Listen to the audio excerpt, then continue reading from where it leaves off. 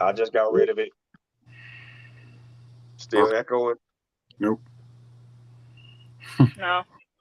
Hello, everybody, and welcome to TrailBlazerz Radio. We are having our second poetry night. You guys love the first one. You guys been asking for the second one to come back, so here we are, and we are ready to give you some new faces in the place that were not here last time, and we do have some returning folks here on the poetry line. So I called it tonight. I said, "Speak your piece." That's what it's gonna be.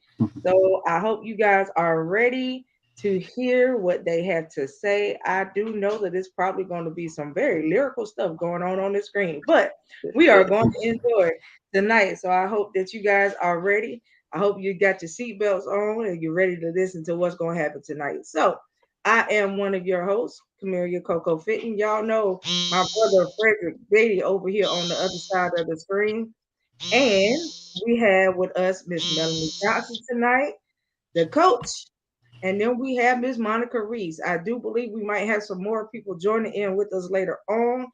But if we don't, we're going to enjoy who we have and we're going to give them some snaps and some claps tonight. All right. So without further ado, Fred, what you got to say to the folks? What's going on, everybody? First of all, I um want to thank Monica, David, and Melanie for being here tonight, man. You guys could have been anywhere else on a Friday night, but you guys are right here, and I Right. appreciate that. Um, I can't tell you how much I appreciate that and how much this goes a long way for expanding what we do as creatives and as poets. We gonna put some words out here in the atmosphere, y'all, and it's our hope and it's our prayer that you guys take what we say, take these words that we say, and you take them into your spirit and take them into your heart, into your soul, and apply those words to better yourself, to better your situations, but also to better each other and better our communities. So, with that being said, let's get into it. Um, there's no particular order. There's no particular order that we got going on right here, but so just to kind of set the tone for the night, man. I think I'll start off first. Um, I'll say this. This is something that I wrote a couple of weeks ago, like a couple of weeks ago, and I just refined it, um, probably like an hour ago. So let me throw this out here at y'all, and let me tell me what y'all think of this. The poem is called "My People." My people, my people, my people. Lo, how we have fallen from grace. So what exactly do we got here? Well, we got superstar whores, we got pastors, and we got whoremongering pastors, and we got gender warmongers, and above all else, we have systematic separation and the eventual eradication of us as a people. Yet we pander to the other man, asking to be treated equal. How the fuck we gonna ask for equality when we don't treat each other equally? My people, my people, my people. Lo, how we have fallen. We got broken men and women bleeding all over each other, and yet we wonder why we stay wounded. But riddle me this: why the hell do we always want to slap a little ass band-aid on a big ass wound? Continuous traumas continue to handicap our people. And it's the shit that happens behind the closed door that keeps us broken. My people, my people, my people. Lo, how we have fallen. We keep falling for the hocus pocus, the flim flamming, the bamboozling, the hoodwinking, the skullduggery, and the fuckery, thinking that we are living in the lap of luxury. I call bullshit.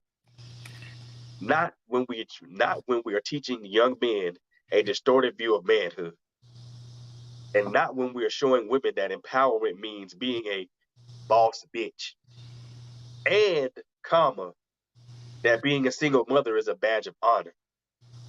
Lord have mercy. My people, my people, my people. Lo, how we have fallen. Where kings and queens once stood, now lie paupers and destitutes. Are we ever going to get back to the root or the foundation? Because we hollering it takes a nation of millions to hold us back. But in reality, we're the ones holding us back. And I'm done.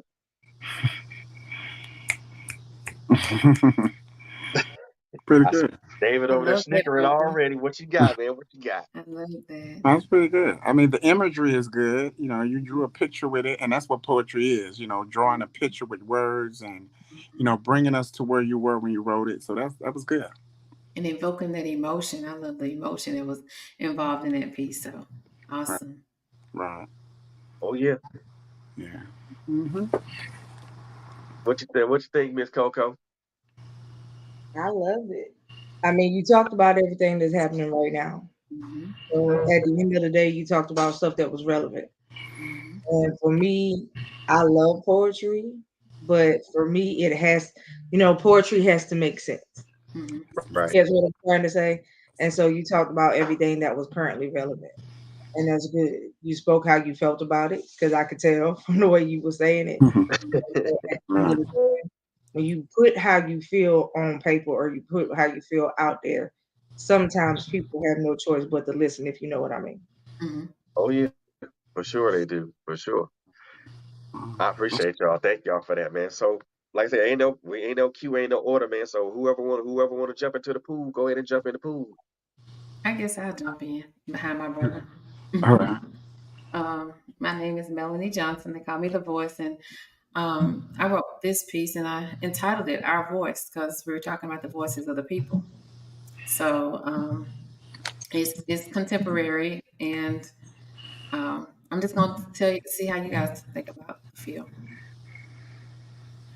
Silence, piercing through the stillness of the night, cutting through the whispers of people, perched to take flight, hearing the sounds of our ancestors cry, putting it all on the line, not afraid to die. But why? Why do we have to live as prisoners, although we're supposed to be free? And why is our freedom never paid for? A debt to exist through eternity? Or will it? Can't we break through that silence, the one that is supposed to hide the pain and suffering of a great nation whose people were stolen, sold, stripped of their pride? A people who gave through their blood, sweat, and tears, laying aside all fears to suffer years upon years until the sound of their suffering was the only thing they could hear. With freedom, a faint memory, an unrecognizable goal that many strove to achieve, risking their own souls, communicating the plan through song and dance, planning their escape whenever there was a chance to leave. When the silence of the night became so deafening to their souls that the sound of a faint hum was all that was needed to be told, to start the movement, gathering of like minds, reaching immeasurable goals, leaving the cries behind, cries of the fearful to approach the unknown, unafraid to develop their own language, to sing their own song, even today. Our songs have different meanings, can be interpreted in different ways. The emotions evoked with our messages lend to different methodologies we convey. So, our raps sound vulgar, our R&B a little too risque. So did the blood-curdling cries of our ancestors as their souls were they tried to take away. No, don't judge our language, our communication between each other. If we want to call someone a friend, ace, boon, coon, dog, my nigga, or my brother, you don't get to decide how I speak for me. You can't tell me how I am to be free. You can't take away my voice and speak my peace. When you think your bark is fearful, when our silence is what you need to fear, when the simple sign of a cap in the air is all that is needed to call us near. Yes, our silence can be deadly, just be careful and remain aware, because you might mess around and find out a chair is still a chair when we speak. Thank you. Yeah. Thank you. Boy, I needed that laugh. Hilarious. Ooh. she said you might mess around and find that.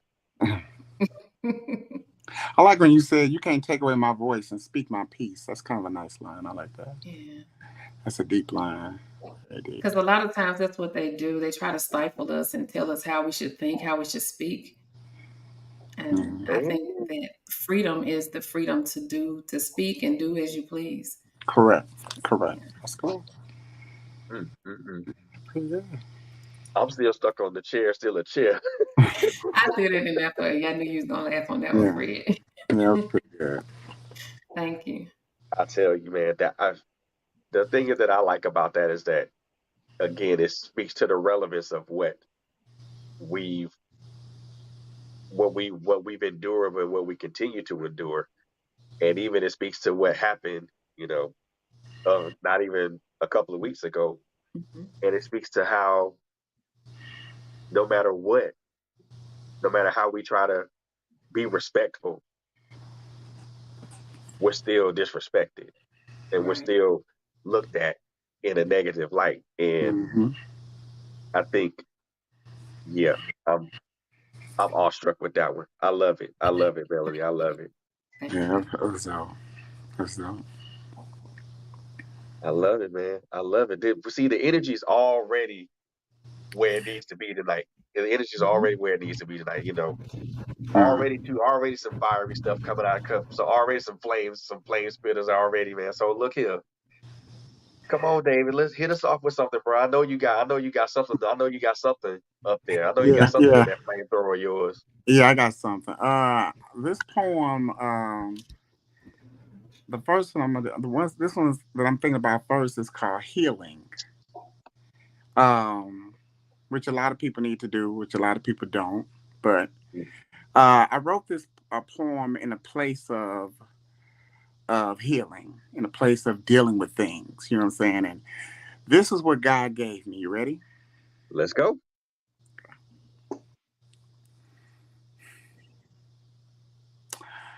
I wrote this poem as a survival tactic because depression is known for its fatalities. And I blame it on the dozens of opportunities that I've had to forgive myself. So for safety reasons, I've closed every exit of my heart just so I can commit myself to healing, relearning faith and calling it profit sharing. So now everything that comes from me direct, now that's my deposit. So now I can create my own sunshine, because that's what survivors do. That allows me to love like it's a mission statement, because I was told to fall in love with the streets would make me a hopeless romantic. In a world that says to go back to where I came from, as if where I came from and what I am, manufactured from a city that promotes me being one bullet away from winning. So now death has made me scared to live, causing my heart to have gun issues that provokes me to ramble about rebellion, because I am tired of watching death in my living room and hearing them call my privilege a dead language, which explains why my skin is always mispronounced. So in an effort to heal out loud, I ask God, how do I make poetry great again? One, be mindful that metaphors are not sold over the counter, and if not careful, it can turn your motivation into a motive. Two, stop telling lies in order to keep secrets, because pride creates a universe of its own, a buffet that makes you full of yourself. Three, stop separating God from love, because it dilutes it and makes the consequences of your actions hard to swallow. So the question still remains, am I safe enough to love? Which is the very reason why I live to write, that gives me the power to leave tall buildings in a single metaphor and exercise my right to heal. Ooh. Okay. Fire, my brother. That was fire. Oh my God. You talking about living poetry. It was like your words was just alive and just on display for everybody. I loved it. I loved the energy. I loved the delivery. It drew us in and it kept us right there, feeling what you were feeling. I was right there in that room with you. Well, let me comment on that real quick. I think Mm-hmm. transparency is the first step of healing. Mm-hmm. Yeah. When you're transparent, when you Mm-hmm. just like, hey, this is what it is. Mm-hmm. It's almost like, it's kind of like, a good example I got is like, how like when you want to lose weight, Mm-hmm. you get on the scale and you don't want to see how much you weigh, but you got to deal with that in order to lose it, right? That's right. That's So right. so it's almost like, hey, you got to be truthful with yourself. That's where the Mm-hmm. transparency comes from. So Awesome. And so many phrases I could pull out of what you said, man. Oh, goodness gracious, Lord have mercy. Jesus. First of all, I'm gonna say this because the wordplay was immaculate because you know never thought that someone say would you put stuff like direct deposit and I'm like, oh, what did he just say?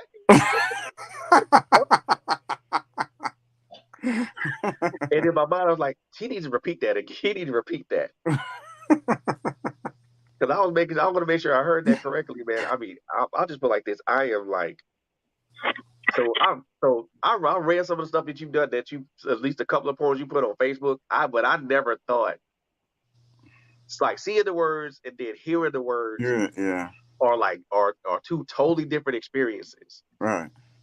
Because when you see the words, like you can kind of imagine what they're feeling, but then when you Right. hear them, it's a whole different thing. Right. I think when I first got into it, like years ago, I've always had a thing with reading. I read like books for days, so my vocabulary is stupid. So I just thought when I got took to a poetry spot, when I first went to a poetry spot, I fell in love with the art form. I was like, what? Like I couldn't believe what I was hearing. And it was like, it just made me be creative. And then, me doing it for so many years, we used to do freestyle rights, which is what you read on Facebook. And Right. then I'd been in poetry slam. I didn't see it all. So it's like, whether I compete or not, which I'm not real big on competing, but if I were to, I just love the art form, period. Because it is one of the most creative art form genres you could ever do. Because it puts you in a position where you can bend the hell out of a metaphor, and Yeah. then it still make it relevant and make sense. Because like Miss Fenton said, like it's got to make sense. You know what I'm saying? You can be colorful all you want to, but if it don't make sense, you just saying words. Right. So Right. you can't. You gotta make it make sense. And in dealing with me, I knew how to describe me. I love David. It took me years to love David, but once I figured out what I need to do, it just pretty much wrote itself. So, Right. you know, Dude, I love that. I think most of us who are writers started off as readers first. facts, 'Cause facts. I found my face all in front of either the Encyclopedia Britannica or the World Book. Right, right, So right. I mean, yeah, I love the imagery, but I also love the wordplay. It's almost like, okay, you took us right into what you were feeling as you wrote this. I Right. love that, bro, man. I love that. Great Right. piece, great Uh, piece. and one more thing about that, because I've talked about poetry a lot. A poet, when I was living in Miami, said something I never forget, and this is what allowed me to have my approach. Anytime you can bring your audience to the where you wrote it at, that's when you are effective. Yes, My sir. job as a poet is to bring you where I was when I wrote it, to place you at ground zero, so to speak. I need you to start where I started off at, where I struggled at. So that's my job. So yeah. Hey, mission accomplished, bro. And, Mission and, and, accomplished. and y'all did the Mission. same, and y'all did the same thing. You know what I'm saying? You took me to where you were. You know what I'm saying? I need to feel everything that you feel when you speak it. The melancholy, the happy, the joy, the hatred, the anger, the frustration. I need to hear all that. And that's what y'all did. So And look here. Like I said, the energy is already off the chain. The energy is already where it needs to be at. So we gonna keep this train going, man. So the next poet we gonna introduce is Another newcomer, but she's not a newcomer to the world of poetry. I'm gonna introduce Miss Monica Reese to the stage, and she gonna bless us with a piece. So, Monica, you are up.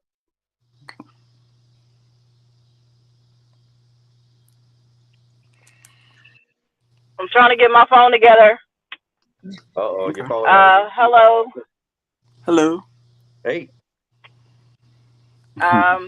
This piece is called "I Give Up."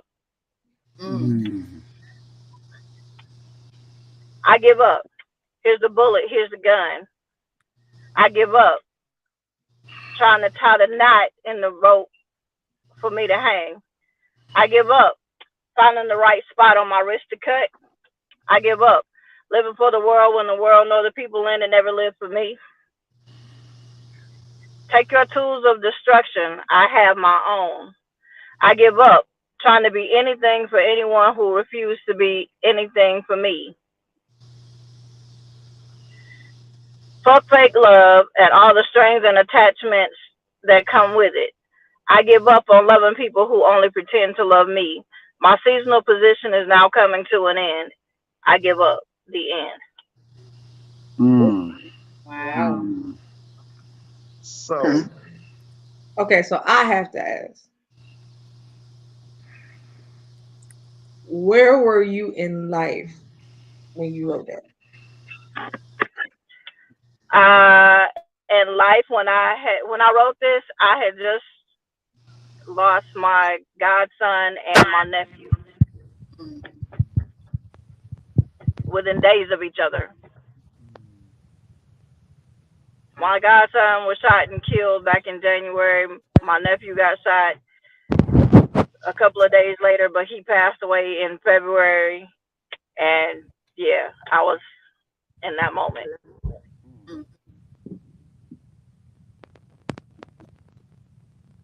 I think when we I think when we write about those moments that we experience, and I think when we put that on paper, then we also recite it for other people to hear. I strongly believe that those emotions that are present when we write, they're they shine like a lighthouse, man. And it puts what we feel front stage. And just like LSG said, grief is a very powerful emotion that a lot Yeah. of us don't really realize the power that it has. Right. Right. And a lot of us wallow through the seas of grief, and some of us, and I ain't gonna say all of us, some of us never really return. Right. But when That's we do true. return, we're way different than what we were Yeah, prior because of what we experienced. that's true. Now another thing is, when you write it down like that, it forces you to deal with that. Right. It kind of like, okay, I got it down, I wrote it, I got it out. Ain't nobody listening, but I got to get it out some kind of Yeah. way. I think when we write, it's a release when you Yeah, it's write. part of the healing process for me. When I write it and I'm looking at it, it makes it real, but it gives me something to look at and say, okay, this is where I was. I don't want to go back to that place. And I Correct. just thank Monica for being transparent and being open and helping us to feel those emotions that you felt when you were in that place. Mm, yeah. Yep. Yeah. And I think when we and this is something I think we all can agree upon. Hmm. When we write, it's cathartic. It's Hmm. cathartic. It as we're writing the words on the paper and as the tears are falling, as we're writing what we're writing, we're Hmm. healing ourselves. We're putting ourselves on that path of being healed and to one day being brought to wholeness. So, Hmm. Monica, I commend you for first of all taking being having the courage enough to speak that piece, but then also trusting us with that transparency. So I appreciate that. Thank you, Mm, man. The energy is still high here, y'all. I promise y'all, it's uh-huh. still high here. Right. So even though even though that piece right there, the energy's still higher here because, like I said, because we're all coming from our own personal perspectives of what we see, how we see things, how we feel about things, and where we feel things can be, not only with ourselves but also with the greater world around us.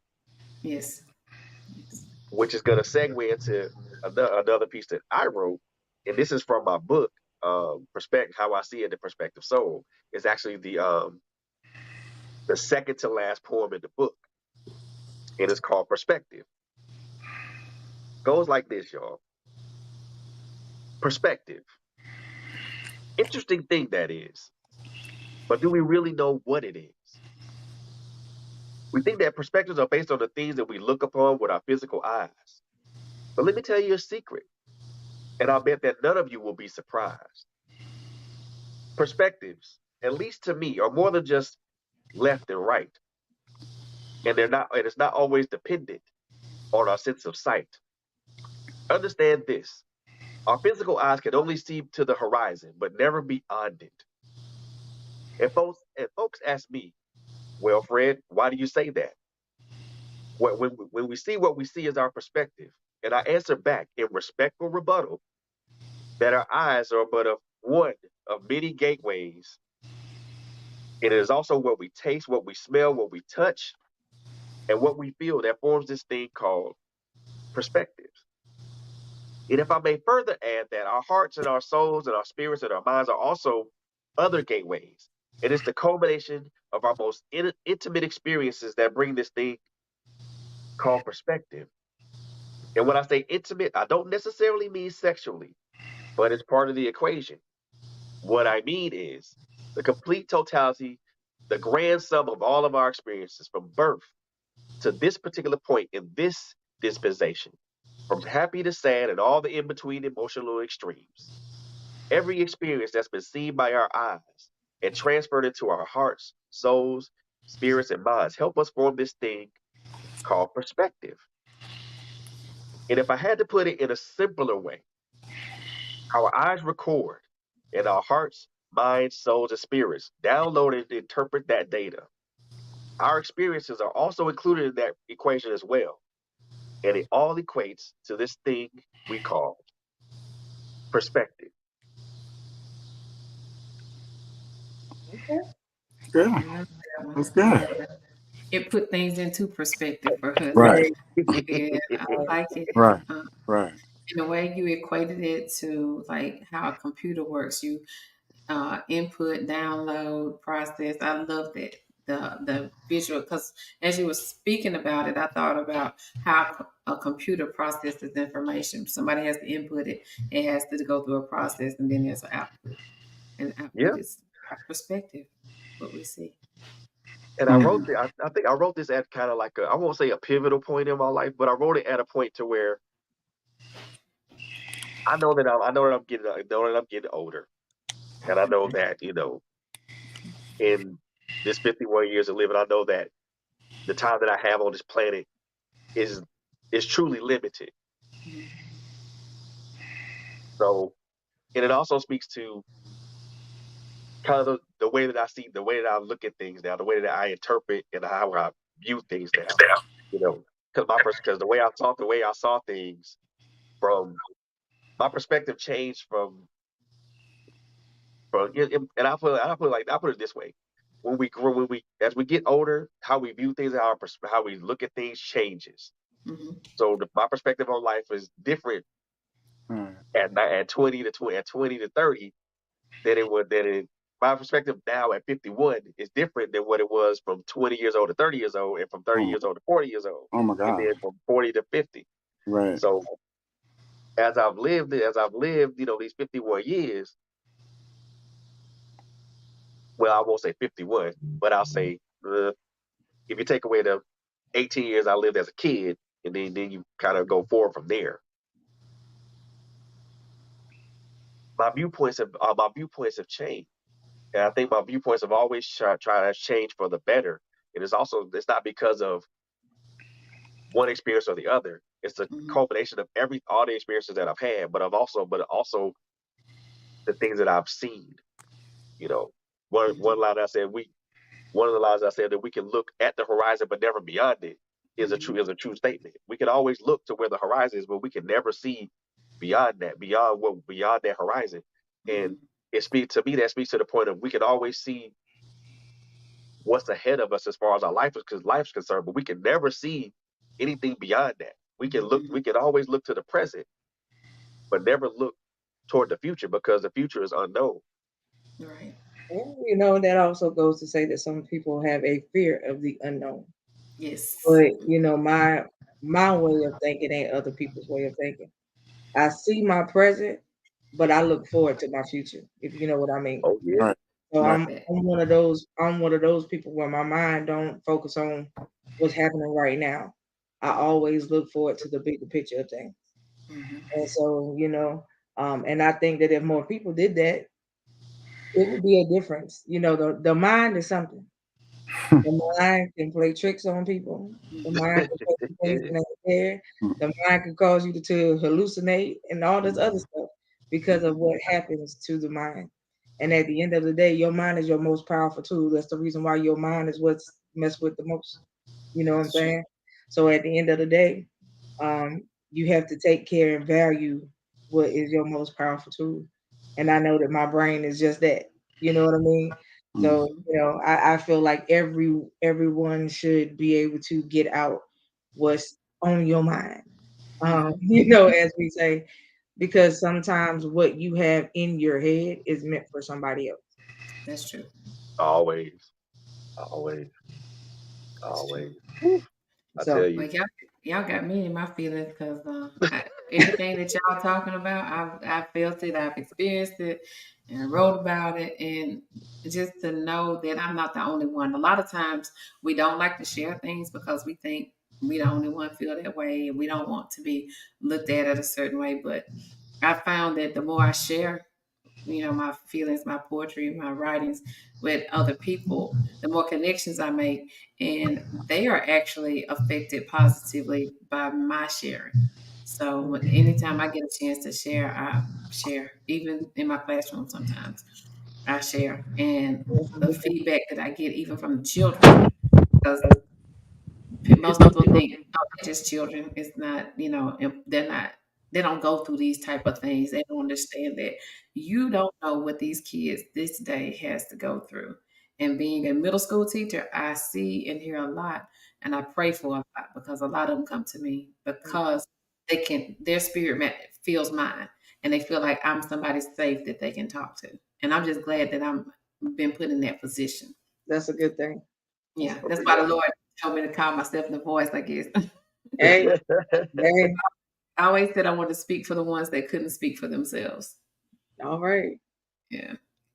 Okay, So well, I guess um, I'll do it tonight. I normally don't, but I guess I okay. will. Uh-oh. Yeah. Okay, so this is called I Am Black. I am black, beautiful and bold, lively and loyal, attentive and awesome, courageous and caring, and knowledgeable. I am black, but not just because of the color of my skin.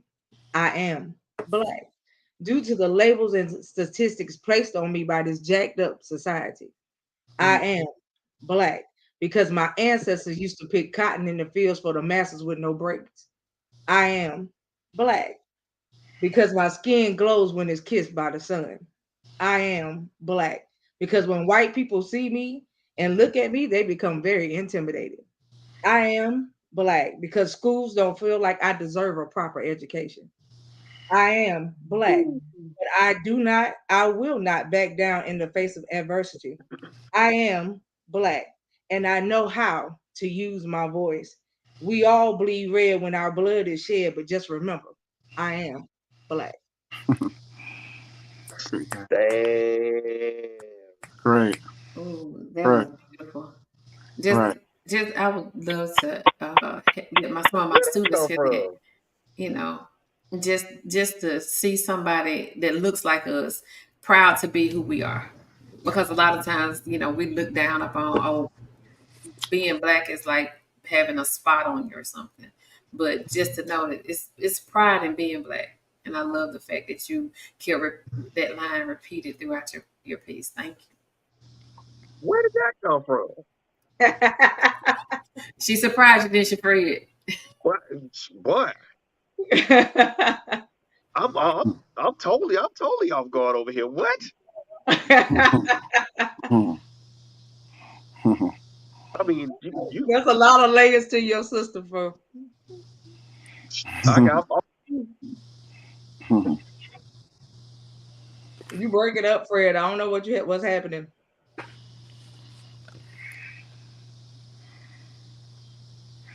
Yeah, he's breaking up. Yeah. But I really did enjoy that piece, Coco. Yeah, that was good. And when you came on, you said you got a lot of respect for poets, like you want one of us. Right. Right. You should say us poets. I normally don't read it, and it's been a long time since I have written poetry. And I wrote that back in May sometime. I woke up first thing in the morning after I got it, and my prayer, my worship. And I'm glad that you are Black. Right. Well, I was going to share this piece that reminded me of the theme of what the others had been talking about tonight. This was a piece that I wrote. I was reminded of a time when I had attempted suicide. I actually attempted suicide twice, and God kept me here for a reason. And now at this piece I wrote to share with others what that feeling felt like of not being successful in that. So this is called The Light in Darkness. Let there be light. That's what I was waiting for, hoping for. I could take no more darkness. I had lost my fight. I had lost my sight. No, I was not all right. I wanted it to end, no longer to pretend that I was just fine. I wanted to breathe again, not just shallow, deep. I could not keep sucking in. I wanted to just sleep without weeping. Yes, these thoughts were seeping into my mind, but why couldn't the light just creep in and show me that there was hope before I felt like I couldn't cope anymore?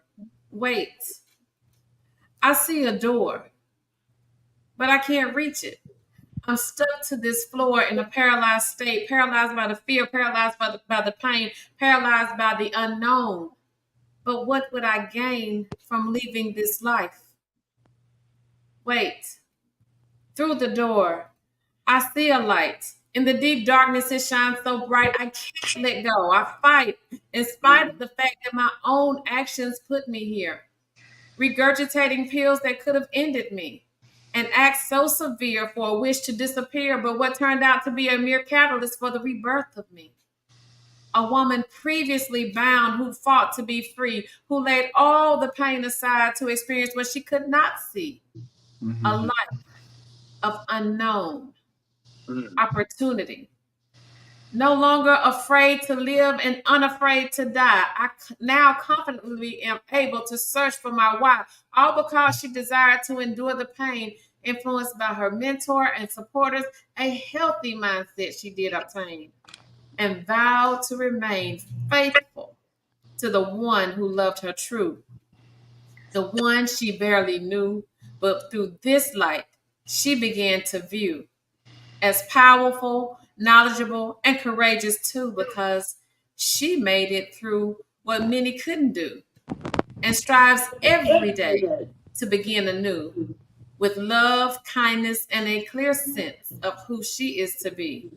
A woman who loves herself, a woman who loves life, and vows to live it unapologetically. Thank you. Yeah. That's a healing poem. I like that. that right there. I like that. Thank you. I like it. There's nothing like dealing with yourself. Mm-hmm. Like dealing with you to get better. There's nothing like that. But that's the only way that God can use you when you write. You got to be That's right. right. You know what I'm saying? So, and that kind of segues into the next one I'm gonna do because it kind of like fits, kind of like the continuation of that. I don't think this one I have a title to it, but it's a poem dealing with me again. So let me see.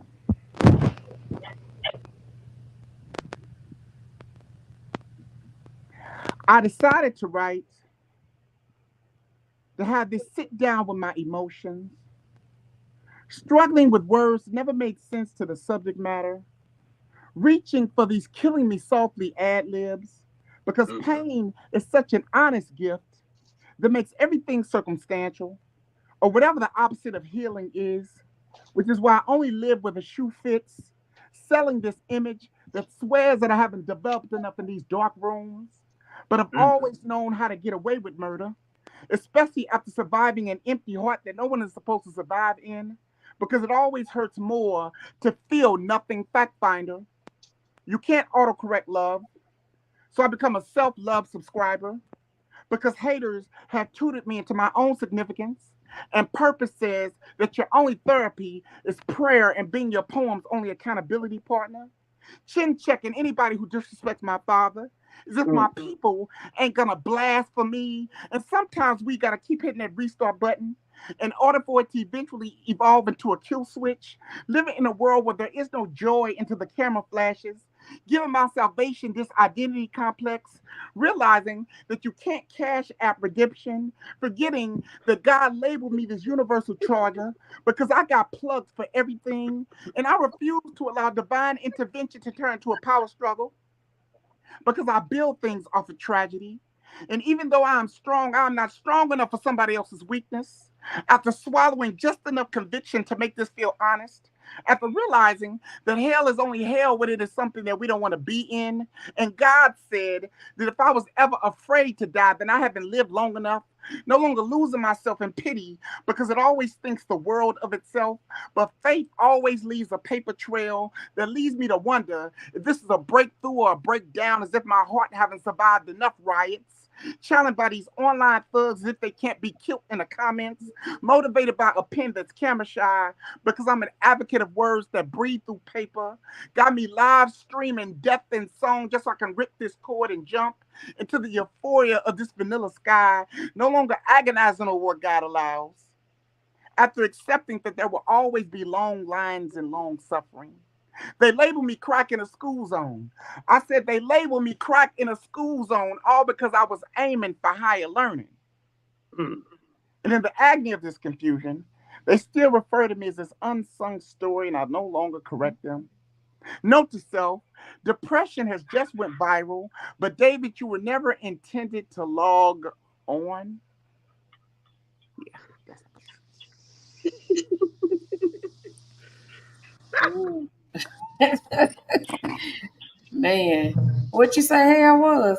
Hell is on the hell when it's something you don't when want you to don't be want to in. be in. That's the line right there. I was like, I But he love said that you piece. can't cash out redemption. Ooh, Cash I saw your look apprehension. on that. You can't cash out redemption. What? Cash app redemption. That's powerful, brother. Very Yeah, powerful. yeah. So just for the record, I'm stealing that.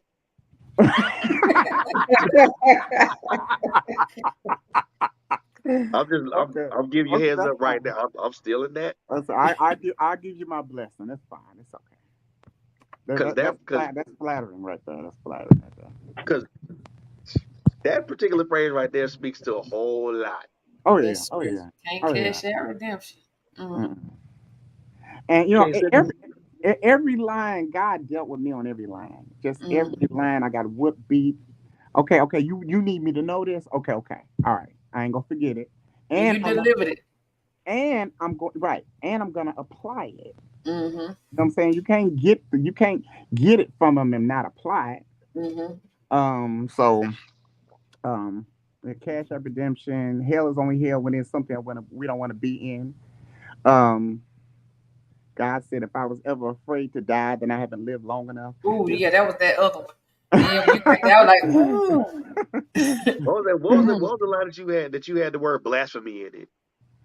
Because my people will blasphemy. It's kind of like my people will ride for me, like they'll shoot anybody over me.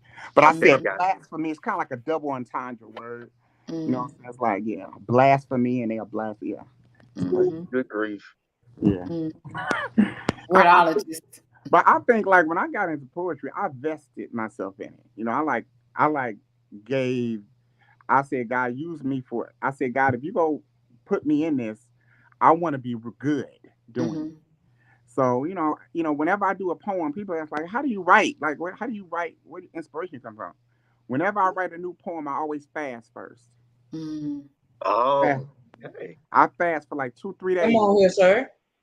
And then I just go in. Then that first line, and then after that, it just writes itself after that. So That's it's like, yeah. Yeah. Look here. There's a whole bunch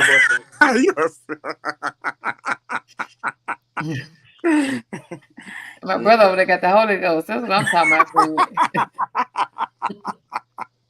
You feel it all down in your sha-na-na. What can I say? My sha-na-na. Hilarious. What can I say? What can I say? Hilarious. Yeah. I mean, like I said, There was so many nuggets in that piece, man. Boy. Yeah. If that was a full course meal.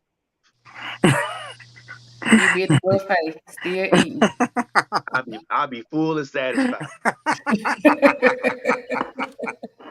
Yeah. I want the dessert. Don't want that. I'm good. I mean, even to me, I think the most redeeming, healing part of it is not even the last or the middle; it's the first. Like the first line is, I decided to write to have this sit down with my emotions, struggling with words that never made sense to the subject matter, reaching for these killing me softly ad libs. I was listening to Lauryn Hill, killing me softly ad libs. So all of that was at the beginning. That's how I started off. I said, oh, if it's starting off like that, it's going to be nasty. Not looking nasty. Exactly. So, yeah. But so first, look, home run from the beginning, and then look here. All I'm gonna say is that we all up here batting 1,000, y'all. We all up here batting 1,000. Everybody batting 1,000. Shoot, batting 1,000. Because it takes courage to be transparent. It does. Lord have mercy. You can't be no punk doing this. You know what I'm saying? You know what I mean? People are afraid to speak in front of other people. I used to be one of those. Because see, the thing about it is, when you speak your truth, and you become vulnerable to that, people can use that against you. Yes. They got a little bit of power. They can shoot you with the gun you hand them with. So if you ain't dealt with that thing, see, that's the thing. You got to deal with that thing before you're able to spit it. Because you ain't gonna do it. You're gonna feel like people know too much about you. They know your weaknesses. They know all of that, your vulnerabilities, and you got to deal with that thing before you spit it, before you present it. And all of that stuff I dealt with, like I'm bulletproof to that. None of that's in that poem you can use or affect me. I'm gonna laugh at it now. That's right. You said I'm bulletproof. I'm bulletproof to that now. I got you another nugget, brother. You stealing that one too? Yep, stealing it. And matter of fact, it's already stolen. Okay. That's already you're not gonna leave anything else for us to steal. Hey, look here. If it's something if it's good, I'm stealing it. I'm depositing it. That's right. And everybody's pieces has some stuff that I'm depositing. Everybody's pieces has some stuff that I'm depositing. Right. So, Monica, sweetheart, love of my life. What you got for us? It's my turn already. Yeah, it's your turn already. It's my turn already. I don't know which one I want to do. Choose one. It's your turn. All right, so I'm gonna do the one that I wrote based on the theme of this poetry night, the voice of our people. The voice of our people. The voice of our people. Do we really have one, or is it just what they claim? We speak, but are we really heard? It's like talking to a deaf person and trying to be understood. It's like trying to show a blind man that he can really see. The voice of our people, is it as clear as it can be? Or is it muffled under the sounds of teardrops and screams from our ancestors through the years? Can they really hear us for what we are saying? Or are they just listening to the words and not the meaning of the words? Are our words really falling on deaf ears, or are they just listening because we are who we are, and who we are Black people? Okay. All right, Black people. Okay. I'm loving the blackness around here. Right. Yes. Right. So Right. I gotta ask you, my dear. Besides you writing this to the theme of tonight, what other thoughts were going through your mind when you wrote that? You would ask that question.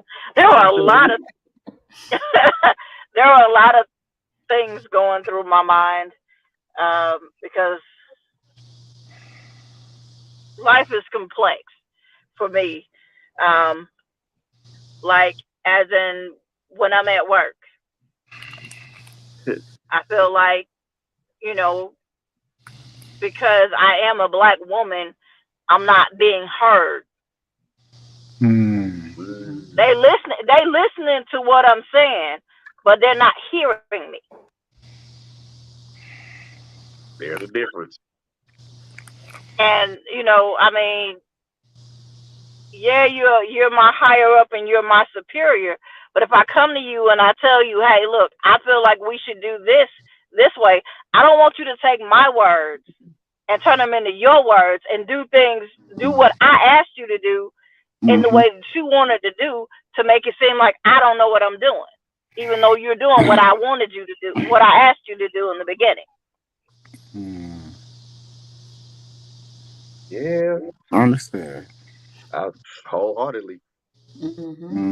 It is so obvious, and what she's saying is more often than it is not.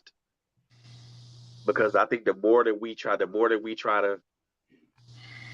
scream, holler, you know, put up flags or semaphore, try to signal everybody to let us know, hey, we're here, we're in the room too.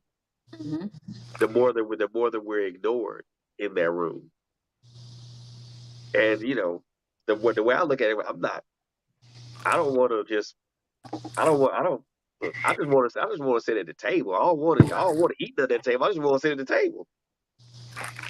I don't want to eat none of that. I don't want to eat none of that table. I just want to just sit there and just be like, and feel like I belong. But for the longest of times we haven't really belonged. We're kind of like that outlier, that unpredictable or unaccounted for entity. Right. And unfortunately, that thought process, Monica's poem kind of speaks to that. It speaks to that thought process. Speaks to the thought process that I think all of us have experienced either in one form or another, or at least more than one time in our lives. And those are the questions that Monica brought up in that poem, are questions I think that we all ask ourselves at least one point. Are you really listening to what I'm saying? Are you hearing me?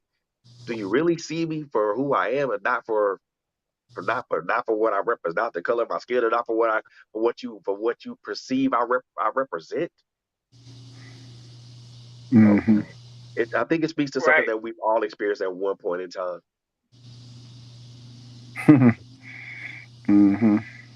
Well, again, too, it goes back to something I think I said earlier. At the same time, we have been in a place in society where we have allowed society to tell us that we are not welcome at certain tables. And at the end of the day, we deserve the seat at many tables. And so, what I do realize now is that God is making room and making tables for you. He's making seats with your name on it at the table. So that Yes. people can see you, you know, so that people can see you because they have no choice to see you. Now, it's not time, it's time out for you to be in the shadows. It's time out for you to come out of whatever hole you put yourself in. And it's time out to stand up and say, hello, I'm here. That's right. My name is such and such and such.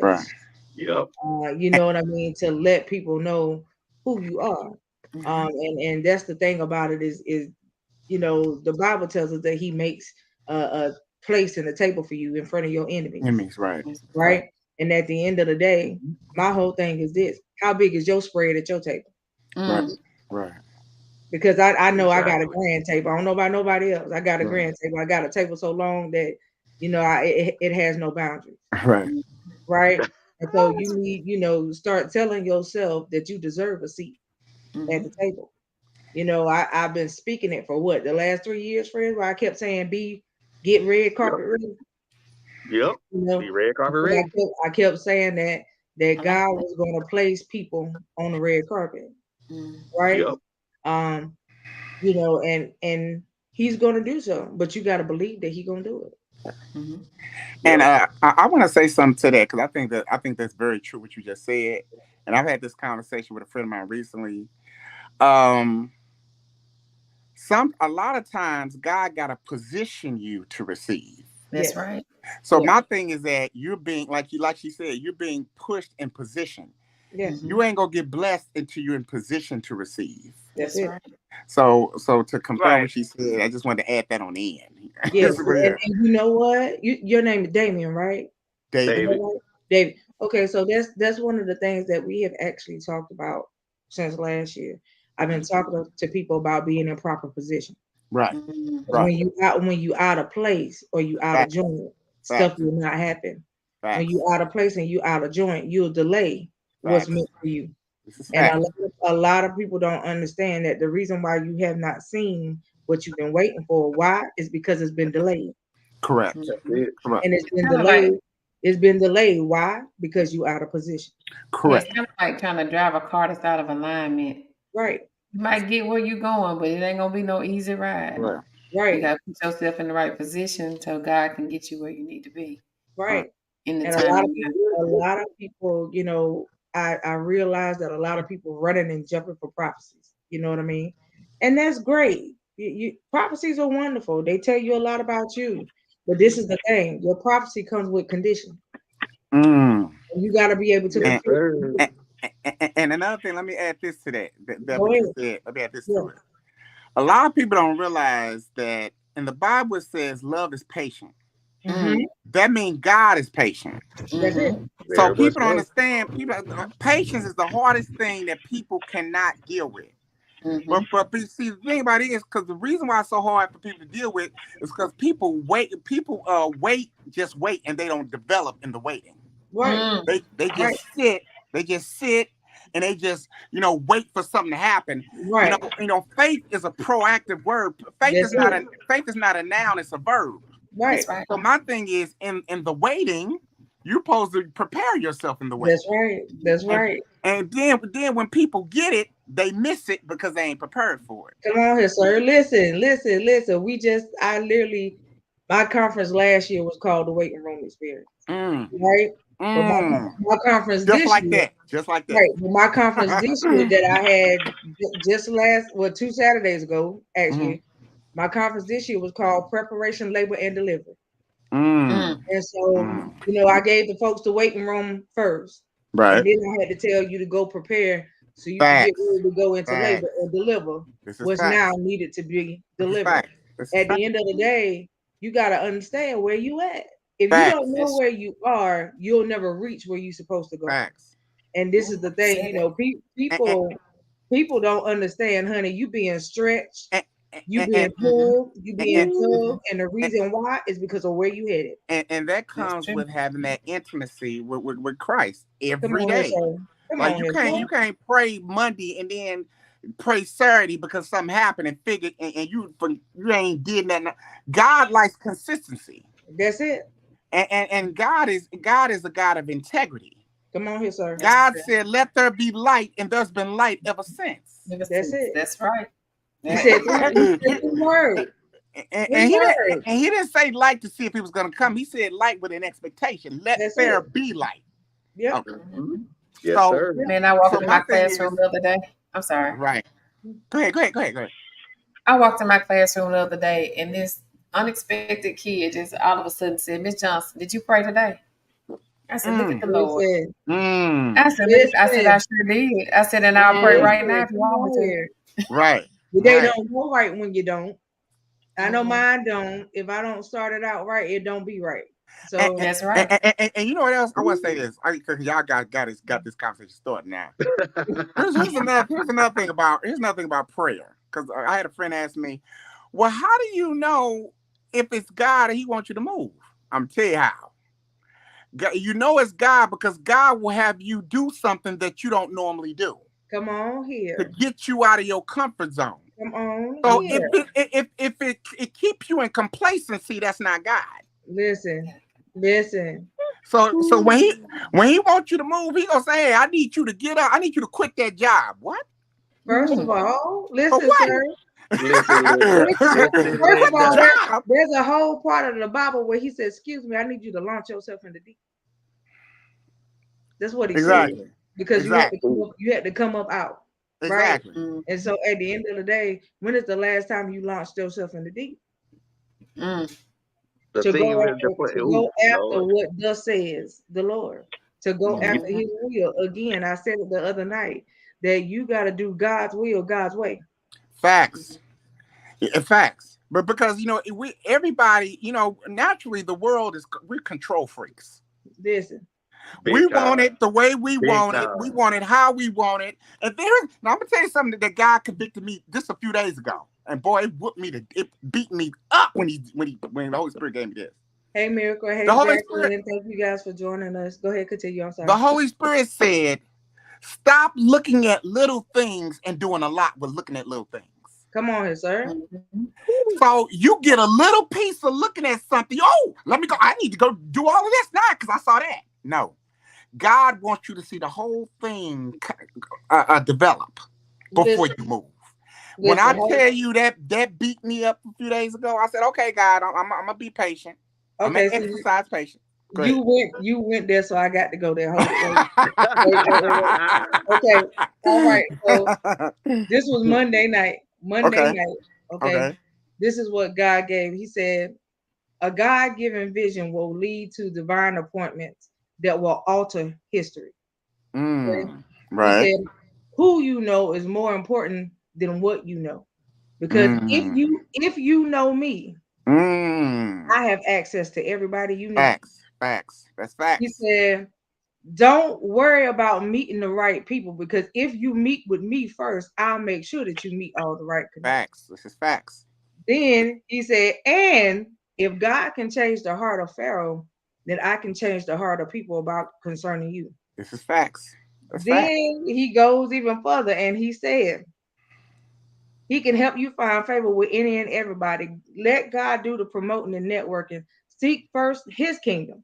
Right. And then all else will come afterwards. This fast word. He said, "Remember when Moses took matters into his own hands, he didn't expedite what God wanted. In fact, he delayed it." Facts. And he delayed it by 40 years. Facts. So at the end of the day, we got to be careful when we try to microwave something. Right. And we try to go ahead of him, because we will delay it. Well, another thing, so I like what you said. Another thing I want to add to that. Let me say it real quick. Another thing I want to add to that. Obedience is a word that's used, but it's not utilized. Come on here. Because obedience says, I gotta die to myself. That's what it's saying. In order to do God's will. And that's hard to do when we're such a tangible world. We live in carnality. You know what I'm saying? We are a world that we see it, we want to do it, we want to move with what we see, we don't believe it unless we see it. It's all of that. Right. So to do something outside of your wants is like you have to die to self. That's it. And sometimes with a lot of people that ain't got no faith, that's easier said than done. Right. You know what I'm saying? See, So, and a lot of people got to remember that the Bible tells us that faith without works is what? Dead. it ain't faith no more. Yeah, you know what I mean? So at Right.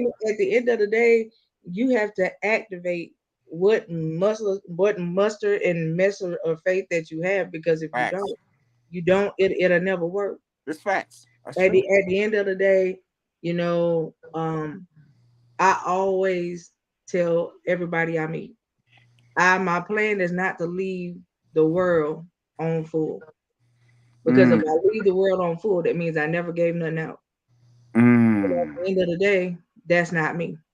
So you have to realize that you have something in you that is for somebody else. And the question is, have you given it?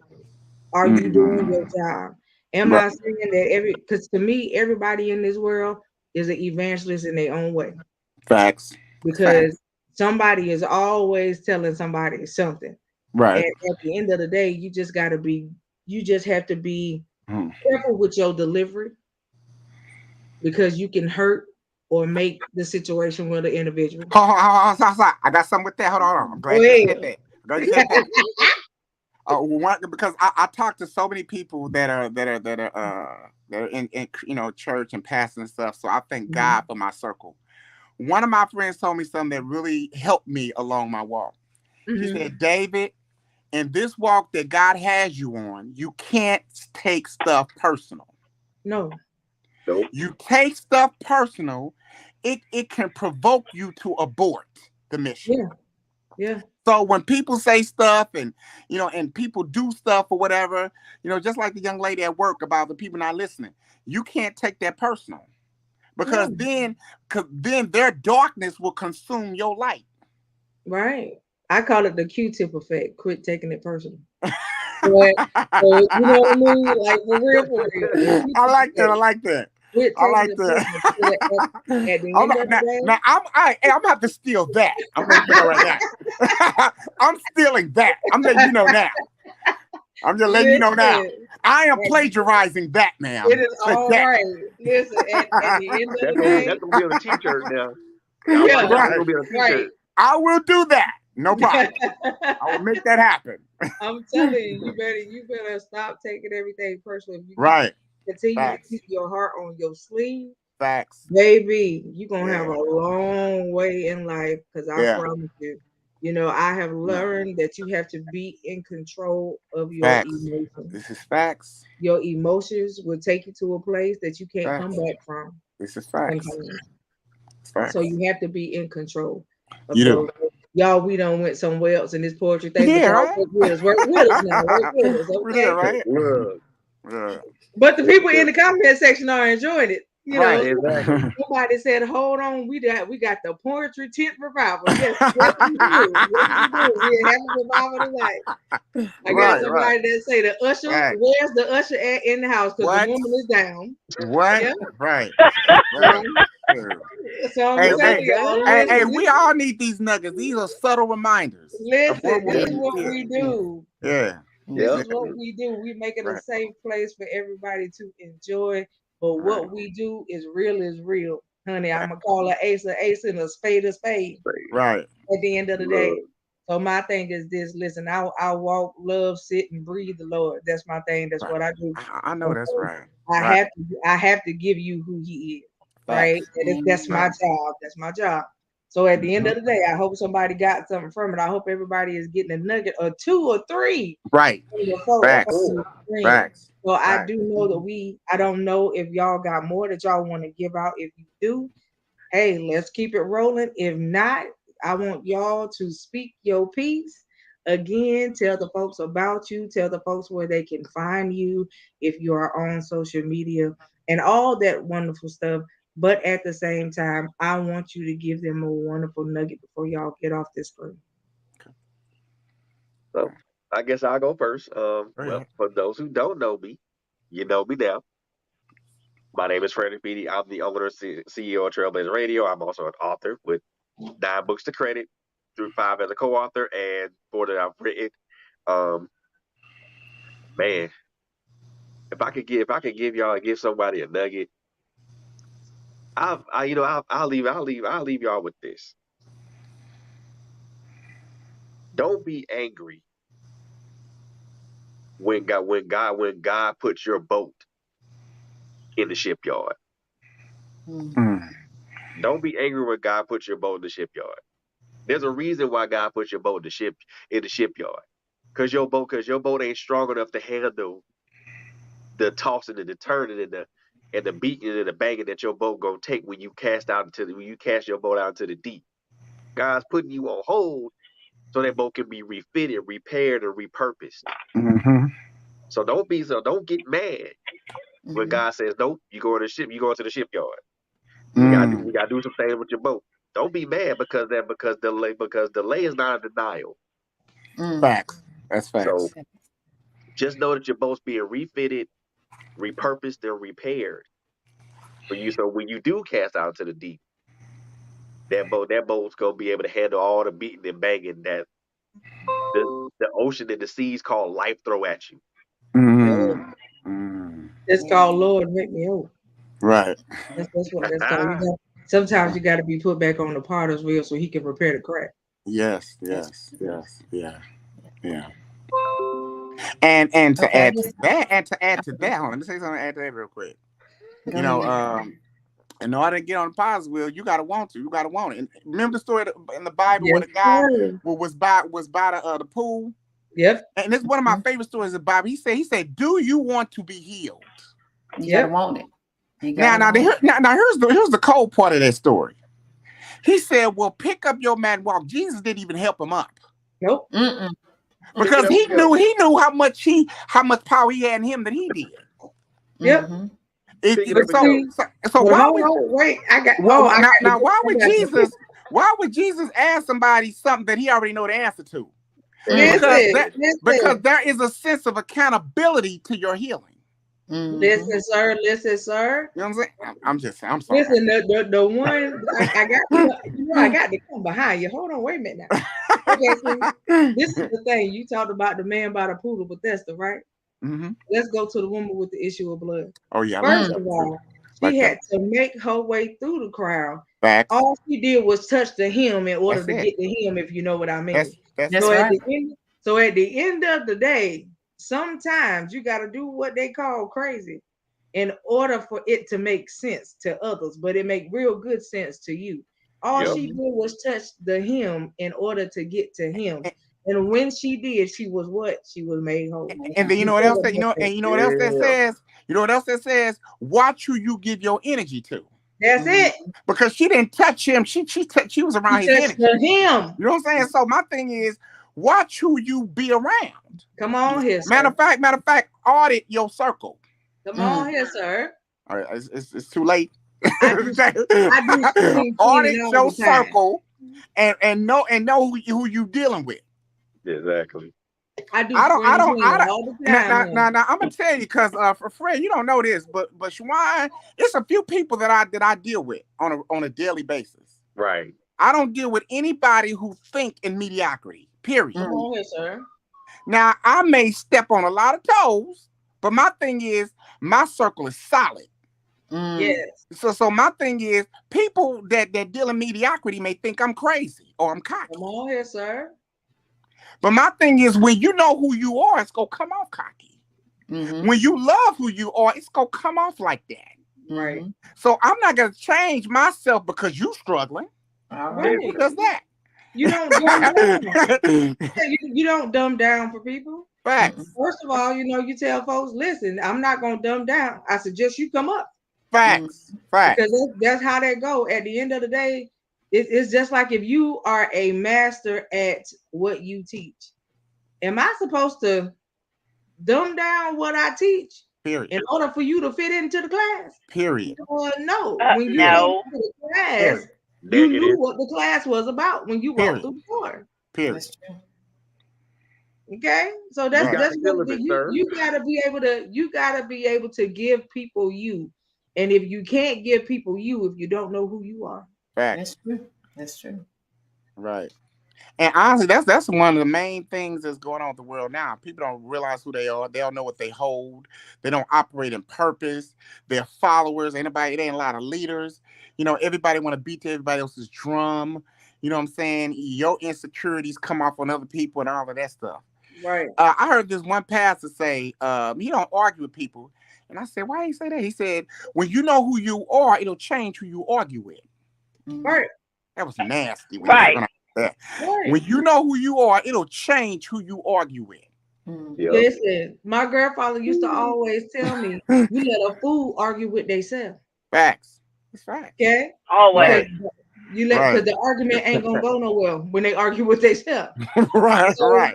We gonna do this. Right. I'm not gonna argue with you. I'm not.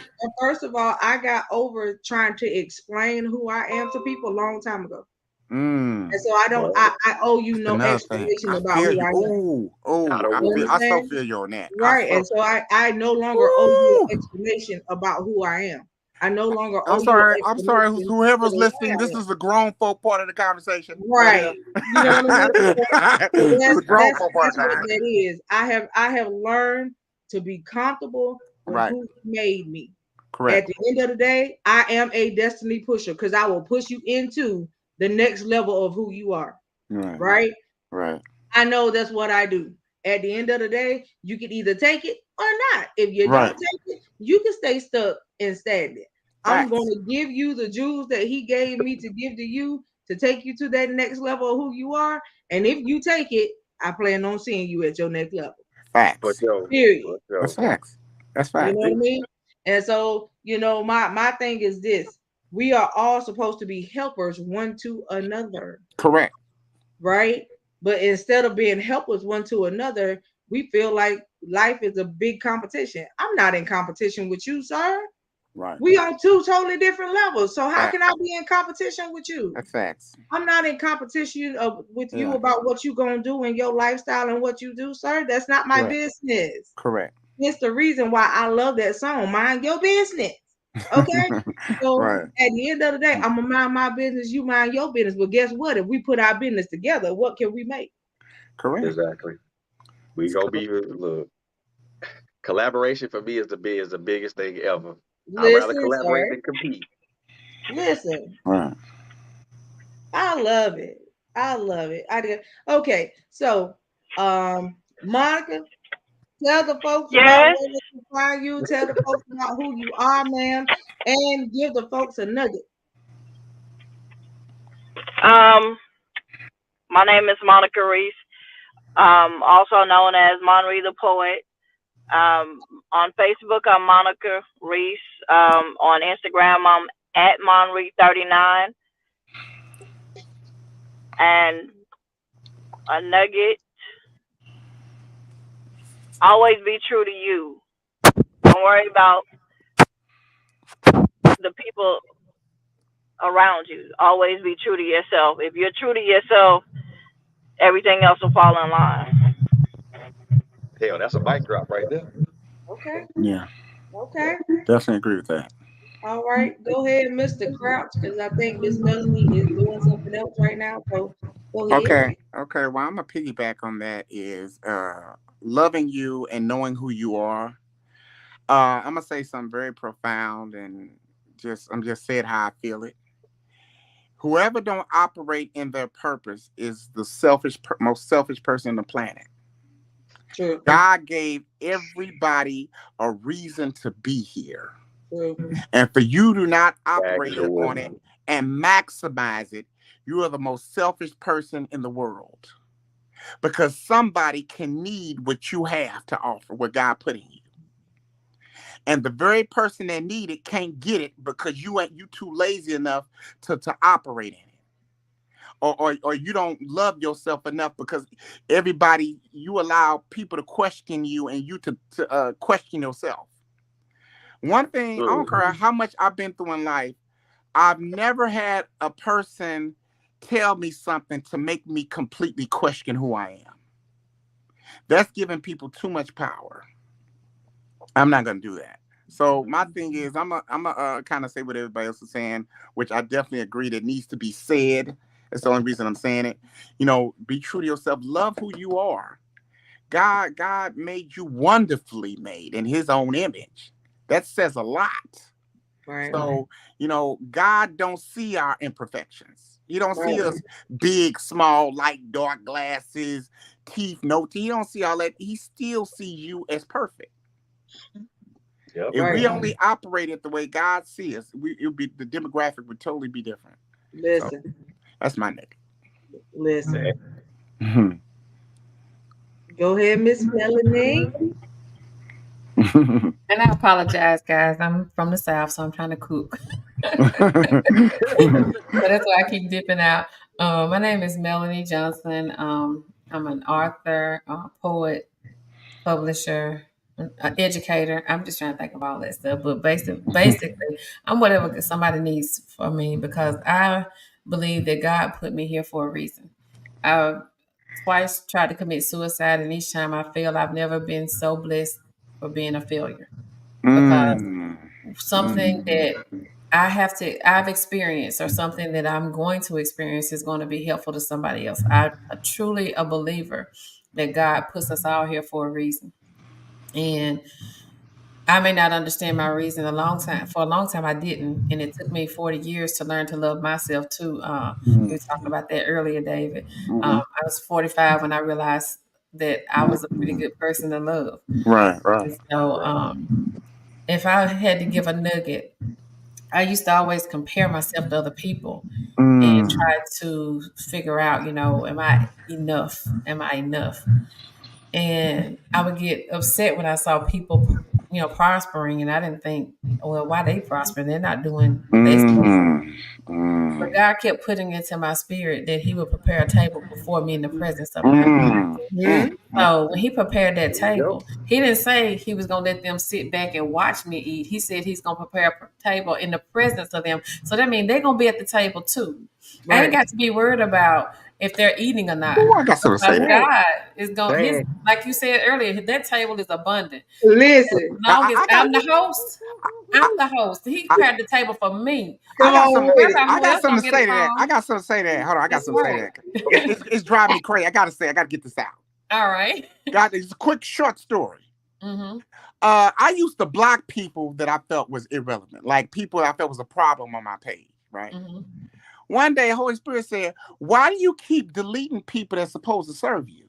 You ain't gonna have nobody to serve you. Why you blocking people for? What? Y'all gonna keep right on. Your enemy's supposed to be your footstools. That means they're supposed to accommodate you. Listen, I'm just saying. Melanie finish, because I got Yeah, so that's what I was saying. I spend a whole lot of time worried about who else eating at my table, and I had to realize God prepared that table for me. The fact that they sit at that table means I am in a position of honor to them. So don't worry about the enemies that's eating. Let them eat, because no matter how much they eat, I got all the leftovers, because the table is mine. Right. You better say that. Yes, ma'am. Yes, ma'am. Okay, so listen. I was trying to hold it. So Jesus, this is the thing right here. At the end of the day, God dealt with me with a couple things. First of all, He told me back in last year, He said, "Don't be so quick to throw your Judas away." And at the end of the day, you gotta remember that Judas was the one that pushed him to purpose. Jesus. But if he wouldn't have betrayed him, Jesus would have never went to the cross. Amen. So at the end of the day, you gotta stop being so quick to throw your Judas away, because your Judas is there for a reason. That's right. And so I realized that even in that, you know what I mean, a whole lot comes into play when you listen to what God is actually saying to you. At the end of the day, it's just like I said earlier, He's preparing the table in front of. That's right. Facts. Like you said, that means that they're going to be at the table with you, right? That means that they're going to sup with you. That's but right. Why? You're at the head. That's right. Of that particular table. You're not a person just sitting next to them. This is your table. You ain't little Pookie at the picnic. You ain't somebody else's nephew that just showed up. That's your picnic. The first thing that comes to my mind, we remember that song back in the day. It's my party, and I'll cry if I want to. That's right. It's my party, and I'm gonna do what I gotta do. Now, Miss Fenton, I got something to say about that. I got to add to that. I got something to say about that. I got something to add to that. Come on. You know, I used to always say years ago, everybody needs a Judas. I used to say that years ago. Now, this is the thing you may not know, because I did some research on that story of Judas a little bit. I went deeper. Go ahead. And I found out the reason because Judas already didn't like Jesus, because Judas was John the Baptist's disciple at first. And Judas was mad at Jesus because he didn't save John from getting beheaded. So he already had a chip on his shoulder with Jesus already. Right, already. So it was just that. So when he got bribed to betray him, it was like it was no problem. I got that because I don't like him anyway. You know what I'm saying? But the thing about Judas is Judas pushed Jesus to purpose. Yep. And that's the reason why you need a Judas. Like I said earlier, Judas just makes the world go round. Listen. I'm just saying. Listen, some people would never make it to their predestined place if they didn't have a Judas. Facts. Okay, so a lot of people don't understand it. Even just like when Jesus went up on the mount to pray, and he told them to sit down and wait for him. He just wanted them to pray with him, but they couldn't do it, right? Facts. So, but while he was up on the mount, this man prayed so hard that his sweat turned into blood. And he said, Lord, will you take this cup from me? And the Lord gave him no answer. He said, okay, never mind. Not my will, but your will be done. Your will. Because he already knew what he had to do. At the end of the day, in this lifetime, with you knowing what you have to do, will you still continue? And that goes by what I said earlier. You can't take things personal. Right. Jesus took the fact that they didn't stay up and pray with him personal. Right. That's why he said, hey, I'm not dying for these fools. Why I gotta do that? They can't even just stay up and pray for me. Like, I ain't doing it. The spirit of offense can make you abort. Mission. Can make you abort the mission. Be taking it personal. That's why you can't take it personal. This is the thing. At the end of the day, the biggest thing is this right here. You have to remember that even in that, if Jesus would have took everything so personal, let's go to when he flipped them tables over. Facts. So he took that personal. Right, he took that personal. When he walked up into the temple, he took that all the way personal. He took that personal. He was hot. Okay. He was hot, right. He flipped tables over. All right. So we knew that he was hot. But at the same time, the Bible says that you can be angry, but sin not. But sin not. But sin not. Right. So I just had to let y'all know it got so good. I had to bring y'all in the kitchen with me. Listen, but the Bible tells us to be angry, but sin not. At the end of the day, we all have our assignments, and your assignments are other people. So I need you guys to take this one thing that I say, and I need you to take it to heart, and I need you to ask yourself this question: how many of your assignments have aborted because you're not where you're supposed to be? And so at the end of the day, you have assignments that have aborted because you were not in proper position. You were not in position to do what you needed to do. So how many of your God-given assignments have aborted because you were not where you were supposed to be? Position at the end of the day, right? It's not fair. Right. It's not fair because you just said, no, I don't want to. It's not fair because you felt like you were not where you were supposed to be. First of all, he did not call any perfect being, because at the end of the day, when he chose the 12, he knew all of them had issues. Facts. Okay. Facts. And so when he chose you, he know you had your issues too. But just like we said earlier, when God looks at you, he looks at you as a completed work. Not somebody that is unfinished. So you need to begin to see yourself the way God sees you. If you see yourself as already being completed, that means you lack nothing. Facts. That means you lack nothing. So at the end of the day, your God is the ultimate provider and supplier. If he sees you already completed, that means you walk in no lack. Right. So understand who you are, where you are, why you are, and your being. You understand what I'm trying to say? We done took this to a whole nother level, y'all. But I'm telling you, you gotta get to know who you are, what you are, and why you are, and walk in that thing. This is true. Now that's a good one. That's a big one. Boy, y'all done turned this into a poetry revival up in this piece. Right. Listen. Right. But I love it.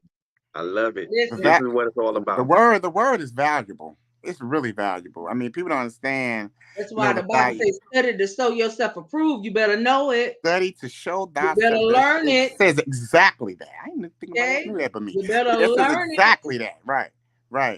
You better learn it. Right. This is true.